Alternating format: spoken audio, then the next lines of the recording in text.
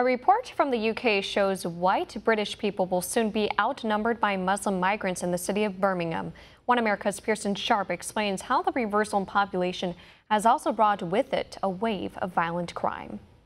This is Birmingham in the 1960s, a quaint little city in central England full of farmland, churches, and a bustling city center that enjoyed a very low crime rate and picturesque, historic streets.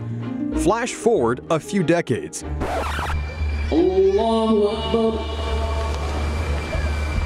These images aren't from Iran, Iraq, or Afghanistan. No, this is modern-day Birmingham.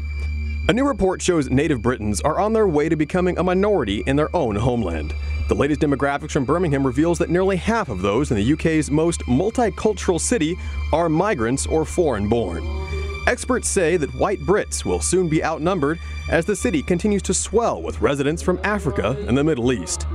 There are people from roughly 200 countries living in Birmingham, and some 50,000 of them don't speak any English at all.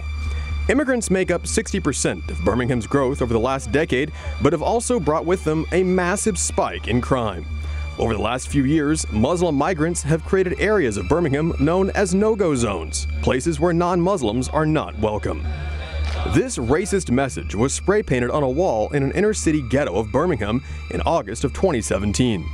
Native Brits say that it's a sad truth these areas are here to stay, and claim that many migrants have no intention of integrating or becoming British.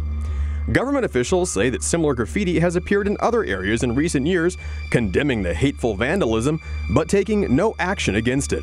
A recent government survey found that white residents in Birmingham feared for their safety and said parts of the city were now off limits. In fact, the city has become the so-called capital of jihadism in England. 1 in 10 of the UK's convicted Islamic terrorists comes from Birmingham. The neighborhood of Sparkbrook is more than 70% Muslim and has become a byword for radical Islamism in England. Houses there have been turned into bomb-making factories and were used in the deadly attacks on London's subway system in 2005 that killed 52 people. Muslim extremists have concentrated into several enclaves throughout the city, producing 26 of England's 269 convicted terrorists. One journalist who visited the city, Ross Kemp, said Birmingham is so violent he has to wear the same body armor he wore in Syria for protection.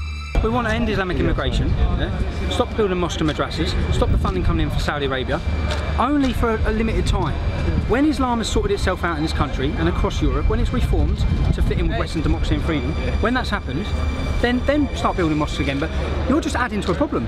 Yet despite extensive evidence, Birmingham's government is turning a blind eye to the problem, instead calling the city a symbol of multiculturalism.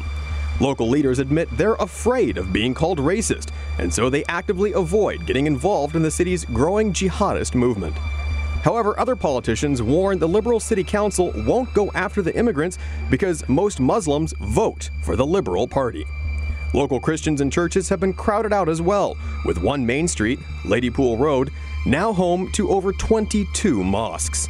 Also on the rise are cases of children being sexually exploited by gangs of Muslim men, usually from Pakistan.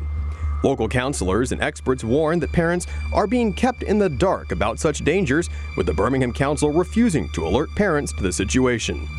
One gang member is suspected of raping 3 schoolgirls, but was bailed out on each occasion.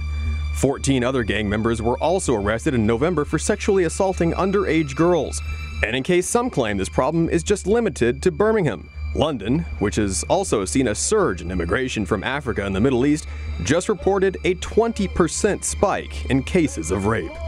Acid attacks, once unheard of in England but common in India and the Middle East, are also on the rise, along with a 30% increase in murders. Our message to all of the shops here, all of the businesses, is to fear Allah, fear God, give up the sale of alcohol, join us to command good and forbid evil. Police say they're baffled by the sharp increase, despite a shocking 84% of child grooming and rape cases in the UK involving gangs of Muslim men.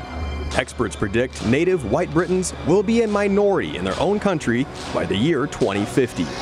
But far from a multicultural paradise, British cities like Birmingham and London show that this kind of unchecked immigration simply fuels conflict as migrants refuse to integrate and radical Islam takes hold. With politicians who protect the guilty simply for votes and police so afraid of being branded racist that they won't tackle the issue, the government is creating ghettos rife with crime and Islamic extremists. Birmingham is a bellwether for the West. Open-door mass migration policies are failing, but whether or not the British government takes action to end the problem remains to be seen. Pearson Sharp, One America News. Want to see more videos like this? Click on the link below and subscribe to One America News on YouTube, and call your cable provider and kindly demand that One America News is added to your lineup.